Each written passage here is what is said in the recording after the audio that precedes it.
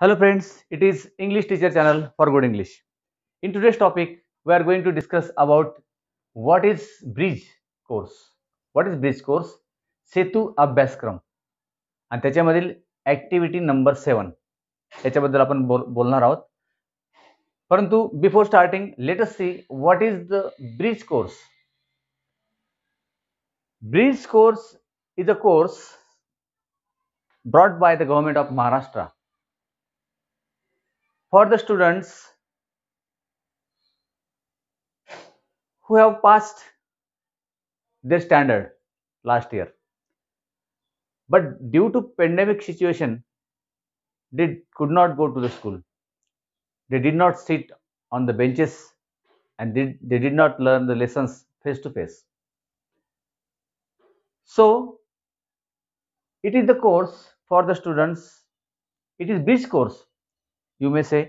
Bridge means it connects the academic years 2021 2021 to 21-22, some part from this year and the starting syllabus of this year and something from previous year. So this is bridge. असा bridge course काम करणार आहे. मागच्या वर्षीच्या काही activity आणि पुढील वर्षाच्या काही ऍक्टिव्हिटी यांचा दोघांचा कॉन्टॅक्ट करून देणार आहे तो ब्रिज, म्हणून त्याला ब्रिज कोर्स म्हटलेला आहे. ब्रिज कोर्स हा 45 दिवसांचा आहे आणि या 45 दिवसांमध्ये साधारण 3 परीक्षा होतील आणि हा ब्रिज कोर्स 2री ते 10वी पर्यंतच्या विद्यार्थ्यांसाठी आहे. हा अतिशय उपयुक्त असा कोर्स आहे. याचा मी 4-5 दिवसापासून अभ्यास करतोय की लँग्वेज स्टडीसाठी जे आवश्यक मटेरियल आहे ते अतिशय उपयुक्त आहे. जे आपण लँग्वेज लर्निंग प्रोसेसमध्ये वर्षानुवर्ष शिकतो त्याच्यातलं क्रीम जे आहे, अतिशय उपयुक्त ज्या ऍक्टिव्हिटीज आहेत त्या सर्व घेतलेल्या आहेत सर्व तज्ज्ञ मंडळींनी. तर मला खूप आनंद झाला की आपल्या स्पीकिंग स्किल अडॉप्ट करण्यासाठी किंवा रायटिंग असेल, लिसनिंग असेल किंवा इतर काही ग्रुप ऍक्टिव्हिटीज आहेत ज्या लॉकडाऊनमुळे होऊ शकल्या नाही, त्या ग्रुप ऍक्टिव्हिटीज त्यांनी प्रश्न उत्तर स्वरूपात मांडलेल्या आहेत. नंतर आता 101 प्रकारच्या वेगवेगळ्या ऍक्टिव्हिटीज आहेत. या 45 दिवसामध्ये रोज एक ऍक्टिव्हिटी आपण शिकणार आहोत. तर त्याच्यामध्ये इतका परिपूर्ण होणारे विद्यार्थ्यांनी पद्धतशीरपणे या ऍक्टिव्हिटी शिकायच्या. एक वही करा 200 पेजेस, त्याच्यावर रोज फक्त तुम्हाला 20 मिनिटं द्यायची आहेत.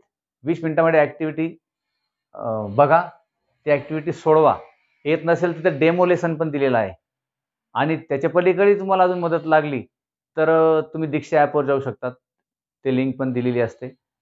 आणि हा उपक्रम सोडवताना तुम्ही मोठ्या भावाची मदत घ्या किंवा पालकांची मदत घ्या किंवा अधूनमधून शिक्षकांची मदत घेऊ शकतात.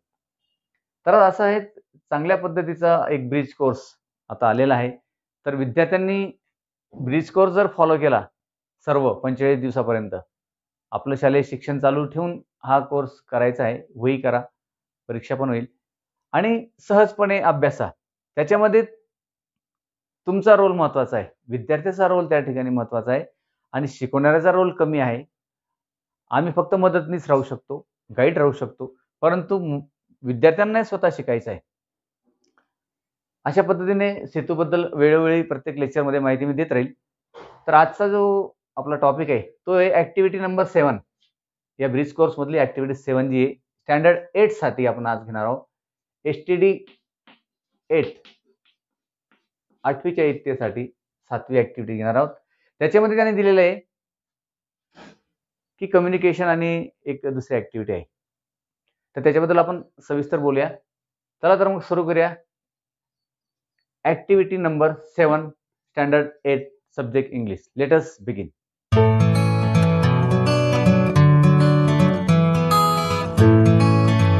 याच्यामध्ये how to communicate our feelings, our thoughts, our ideas, our emotions हा टॉपिक त्यांनी घेतलेला आहे. या ऍक्टिव्हिटीमध्ये आपण आपल्या भावना कशा व्यक्त करायच्या आणि विचार आणि भावना कसा व्यक्त करायचा याच्याबद्दल ही ॲक्टिव्हिटी, म्हणजे तुम्हाला प्रश्न विचारावा लागेल, उत्तर द्यावं लागेल, आपल्या मनातले विचार सांगावे लागतील 2-2 वाक्यात, 1-1 वाक्यात, 1-1 वाक्य 2-2 वाक्य करता करता विद्यार्थी बोलायला लागतो.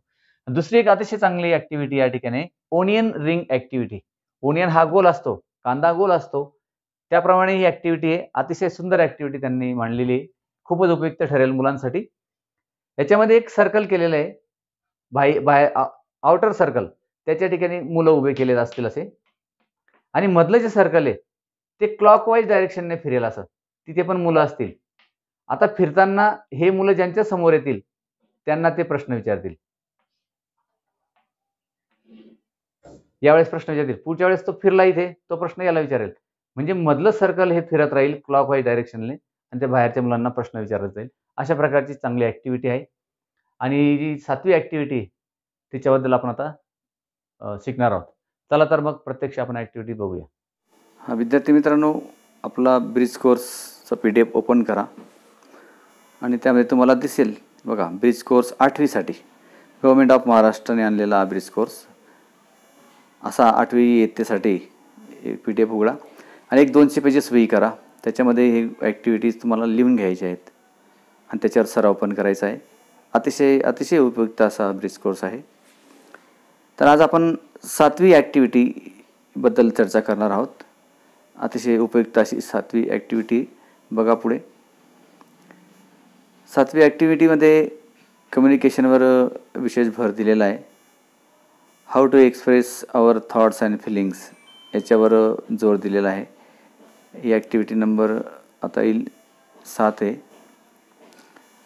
आणि त्याच्यामध्ये क्वेश्चनिंगसुद्धा स्किल वापरलेलं आहे. ॲक्टिव्हिटी नंबर 7 हे बघा, standard 8 activity number 7, subject English, bridge course book. Learning outcomes, competency statements, communicate one's feelings, emotions appropriately in 1 or 2 lines. 1 किंवा 2 ओळीमध्ये विद्यार्थ्यांनी प्रयत्न करायचा आहे की आपल्या भावना ज्या आहेत, विचार आहेत, ते 1-2 वाक्यात दुसऱ्याला सांगायचं की I am happy, how are you. अशा प्रकारे कुठले पण 2, आय फील टायर्ड, तुमच्या मनातले विचार समोरच्याला सांगता आले पाहिजे, यासाठी ही ॲक्टिव्हिटी वापरलेली आहे. याच्यामध्ये काही सूचना आहेत बघा, शिक्षकांसाठी काही सूचना आहेत. Instructions for teachers and parents and facilitators. Read, understand and enact the following role play. Present the dialogues by using the appropriate expressions. तुम्हाला डायलॉग आपल्याला शिक्षक सांगतील किंवा मधून सूचना करतील आणि तुम्हाला हे करायचं आहे. शिक्षक वाचतील, समजतील आणि ॲक्ट करतील आणि रोल प्ले करतील. इंस्ट्रक्शन फॉर स्टुडंट, विद्यार्थ्यांसाठी सूचना.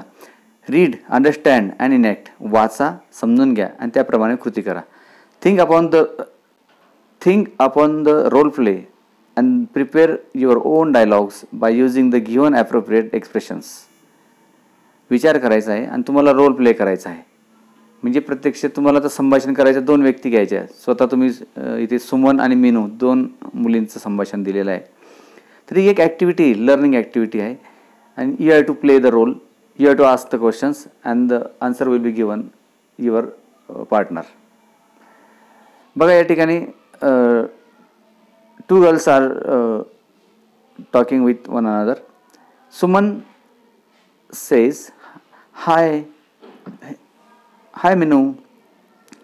Minu says, oh hi Suman. Suman says, where are you going?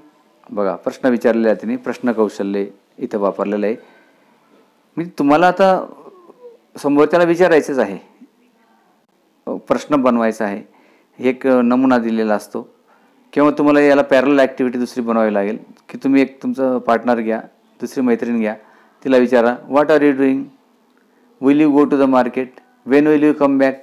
अशा प्रकारचे प्रश्न तुम्ही विचारा तिला, ती उत्तर देईल तुम्हाला. प्रश्न बदलत राहा, उत्तरं पण बदलतील. इथे दिलेले त्याप्रमाणे, where are you going, Meenu म्हणते to play kho kho with friends, would you like to join us. बघा, इच्छादर्शक प्रयोग वापरला आहे तिने.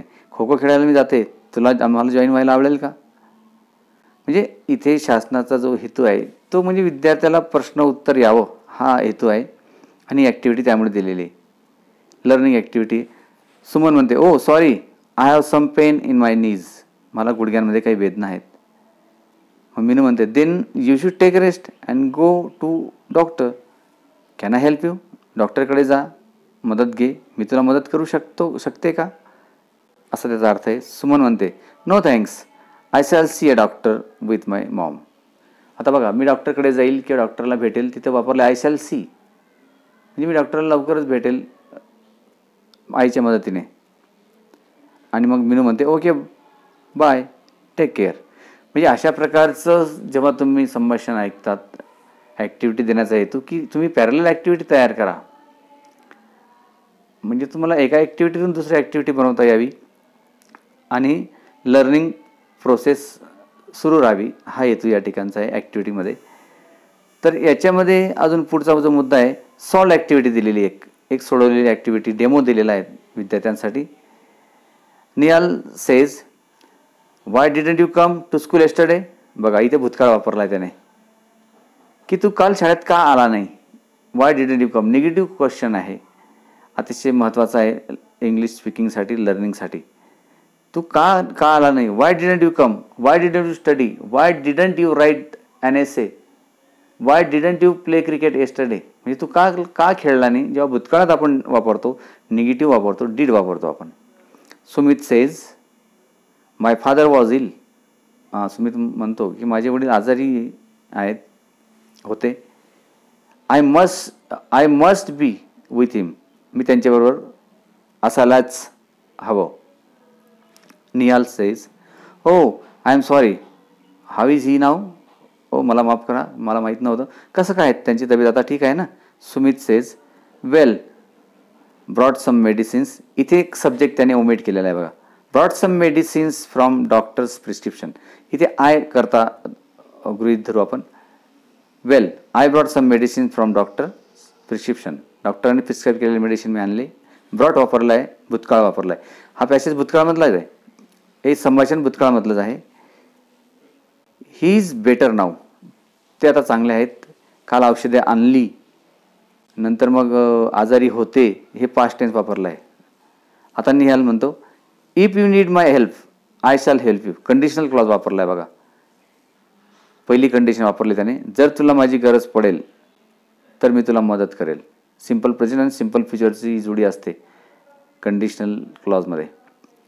If you play you will win, if I study I will get first class. अशा प्रकारच्या रचना असतात. सिम्पल प्रेझेंट आणि सिम्पल फ्युचर शक्य परिस्थितीमध्ये आपण वापरतो, ते वापरलेले इथे मुलांना. If you need my help I shall help you. So please don't hesitate to take my help. माझी मदत मागायला अडखडू नको. हेजिटेट व्हर्ब आहे, नवीन व्हर्ब आहे, नवीन क्रियापदाला लिहून घेत चला. My help. Sumit says, thank you so much Nihal. Nihal says, most welcome. बघा, अशा परिस्थितीमध्ये मोस्ट वेलकम असं म्हणतात. म्हणजे मुलांनी या ॲक्टिव्हिटीमधून काय उचलायचं आहे, की शब्दसाठा उचलायचा आहे, नंतर बोलण्याची सवय करायची आहे, समांतर ॲक्टिव्हिटी दुसरी बनवायची आहे, डेमो दिलेला आहे, आणि अशा प्रकारे एखादी ॲक्टिव्हिटी लिहून काढायची वहीमध्ये. म्हणजे याच्यामध्ये तुम्हाला क्वेश्चनिंग स्किल येईल आणि नंतर उत्तर पण देता येईल. वेगवेगळे शब्दसाठा तुमच्याकडे येईल. सिच्युएशन ज्या प्रकारचं असेल त्या प्रकारचे प्रश्न तुम्ही विचारायला शिकणार. आता इथे दुसरी एक ॲक्टिव्हिटी दिलेली प्रॅक्टिस. ही अतिशय ओनियन रिंग ॲक्टिव्हिटी म्हणून आहे. ही अतिशय महत्त्वाची ॲक्टिव्हिटी आहे. याच्यात बाहेरच्या सर्कलमध्ये मुलं उभे केलेले आहेत आणि आतलं जे सर्कल आहे त्याच्यामध्ये मुलं आहेत, आणि ते आतलं सर्कल क्लॉकवाईज डायरेक्शनने फिरेल आणि ते बाहेरच्या मुलाला एक एक मुलगा प्रश्न विचारेल. प्रत्येक वेळेस प्रत्येक मुलाचा पार्टनर हा बदलेल आणि प्रश्न बदलतील, प्रत्येकाला वेगवेगळा प्रश्न मिळेल. अशी ही सुंदर ॲक्टिव्हिटी आहे. It is called onion ring activity. As shown in the picture, the students who are standing on the inner circle will ask the questions. जे मधल्या सर्कलमध्ये मुलं उभे आहेत ते प्रश्न विचारतील बाहेरच्या सर्कलमधील मुलांना. Only inner circle students will move clockwise in a clockwise direction. मधलं सर्कल फिरेल क्लॉकवाईज डायरेक्शनने, म्हणजे प्रत्येकाचा पार्टनर बदलेल, प्रत्येकाला वेगवेगळा प्रश्न मिळेल. By listening any sound made by the teachers. आता इथे शिक्षक पण त्यांना मार्गदर्शन करतील. Every time they will meet a new partner and ask a new question. प्रत्येक वेळेस मधल्या सर्कलमध्ये उभे असलेले जे मुलं आहेत त्यांना वेगळा पार्टनर मिळेल आणि ते वेगळा प्रश्न विचारतील किंवा प्रत्येकाचा प्रश्न बदलेल. आता एक्झाम्पल त्याने दिलेलं आहे बघा. आता काय काय प्रश्न राहू शकतात. How do you feel when someone tease you. एखादा तुला चिडवतो तेव्हा तुला कसं वाटतं. मग तो सांगत असेल की I become angry, I feel uneasy when someone teases me. To tease म्हणजे चिडवणे. पुढचं एक उदाहरण दिलेलं आहे. How do you feel when you get new dress. हां, तुला न्यू ड्रेस भेटतो तेव्हा तुला कसं वाटतं. How do you feel. इथे हा सेन्स लक्षात घ्या. शिकण्याची जी ॲक्टिव्हिटी त्याच्यामध्ये नवीन ड्रेस भेटतो तेव्हा तुला कसं वाटतं. मग समोरचा उत्तर देऊ शकेल की I feel very pleasant, I become happy when I get new dress, I like to buy new dress every year. असं तो सांगू शकेल. तिसरा प्रश्न. How do you feel when you go to school. तू जेव्हा शाळेत जातो तेव्हा तुला कसं वाटतं. म्हणजे इथे प्रश्न देण्याचा हेतू एकच आहे की मुलांनी प्रश्न बनवावे, उत्तर द्यावे. मग तो सांगू शकेल उत्तर देताना की I go to school every day, when I go to school I become very happy, I meet my friends, I study there, I chat with my friends, so I like to go to school. अशा प्रकारे 5-6 वाक्य, 1-2 वाक्य, एक वाक्याचं उत्तरसुद्धा देऊ शकतो. How do you feel when you lose a pen. चौथा प्रश्न आहे. तुझा पेन जेव्हा तू हरवतो तुला कसं वाटतं. मग तो सांगेल की आय फील व्हेरी अनप्लेझंट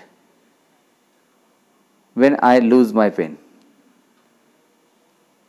की मला चांगलं वाटत नाही पेन जेव्हा हरवतो तेव्हा, असं उत्तर देऊ शकेल. एक्सटेन्शन ॲक्टिव्हिटी पुढे आहे. पॅरलल ॲक्टिव्हिटी आहे. रेनफोर्समेंट आहे. Use the following expressions and frame simple dialogues. Oh, what a beautiful shot it is. असं बनवू शकता तुम्ही. Alas he is dead. बघा, अलास म्हणजे अरे रे तो मेला आहे. इथे ओ वापरून तुम्ही काही पण उद्गाराचे वाक्य बनवा. अलास वापरून बनवा. Oh my goodness he dropped catch. अशा प्रकारचे करू शकतो. Hurrah India won the match. Hurrah I got first class. म्हणजे उद्गारार्थी वाक्य बनवण्यासाठी दिलेले. Bravo do the same. असंच करत राहा, शूर आहेस तू. कॉंग्रॅच्युलेशन्स. एखाद्याला फर्स्ट क्लास मिळाला, एखाद्याला काही बक्षीस मिळालं, आपण सांगतो कॉंग्रॅच्युलेशन्स माय फ्रेंड. अशा प्रकारचे वाक्य बनवू शकतात तुम्ही. मदत घ्या, मित्रांची मदत घ्या, शिक्षकांची मदत घ्या, पालकांची मदत घ्या. आता इव्हॅल्युएशन मूल्यमापन याच्यामध्ये काय आहे बघा. Present any one dialogue with your friend by using any of the word given below. तुमच्या मित्रांना एक डायलॉग द्या. एक डायलॉग तुम्ही सादर करा खालील शब्द वापरून. Oh no it's very hot. असं तुम्ही देऊ शकतात की ओ नो असं द्या, तो तुम्हाला डायलॉग बनवून देईल. एक्सलंट. एखाद्याला सांगा एक्सलंट, याच्यावरून डायलॉग बनवा, तो बनवेल डायलॉग. मग excellent, good work it is, well done my friend, you are doing very good work, great, you got first class. म्हणजे एक एक शब्द द्यायचा, तो पुढे तुम्हाला डायलॉग बनवून दाखवेल. असं या ठिकाणचं मूल्यमापनमध्ये आपण चेक करू शकतो की आपल्याला काय काय आलेलं आहे या ॲक्टिव्हिटीवरून. आणि दीक्षा व्हिडिओमध्ये पण तुम्ही जाऊ शकतात. तिथे QR कोड असतो, त्याची पण लिंक तुम्हाला मिळेल. तिथे पण मदत घ्या. आता टुडे आय लर्न्ड वहीमध्ये खाली लिहायचं की मी आज काय काय शिकलो. एक प्रकारची अनुक्रमणिका तयार करा की मी या ॲक्टिव्हिटीमधून काय शिकलो किंवा मला काय काय येतं. तर ते 3 मुद्दे दिलेत.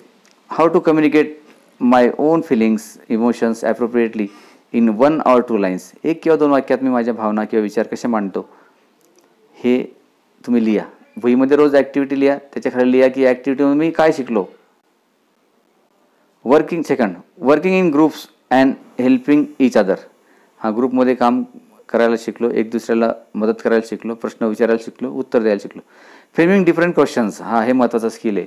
वेगवेगळे प्रश्न बनवायला मी शिकलो या ॲक्टिव्हिटीमुळे. Using different expressions. वेगवेगळे भावना किंवा वेगवेगळे वाक्यरचना करून. आणि डिफरंट सिच्युएशन्स. वेगवेगळ्या सिच्युएशनमध्ये.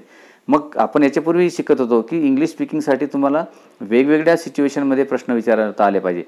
की तुम्ही खेळतायत तिथे प्रश्न विचारता आले पाहिजे, शाळेमध्ये आहेत तिथे प्रश्न विचारता आले पाहिजे, हॉटेलवर आहेत तिथे प्रश्न विचारता आले पाहिजे, दुःखाच्या सिच्युएशनमध्ये तिथे प्रश्न विचारता आले पाहिजे. So you change the situations all the time and make maximum questions every time. So questioning skill is very important from the speaking point of view. Unless you speak, you will not be able to speak. So at least you express your thoughts and feeling in 1 or 2 lines every day, and note down all these questions and answers in your notebook. अशी चांगली activity आपल्याला आज शिकायला मिळाली. Onion ring activity पण आपण पाहिली आणि दुसरा एक प्रश्न उत्तर, असे 2 प्रकारचे पाहिले. तर ठीक आहे मित्रांनो, पुढच्या ॲक्टिव्हिटीमध्ये भेटूया आपण. तोपर्यंत गुड बाय.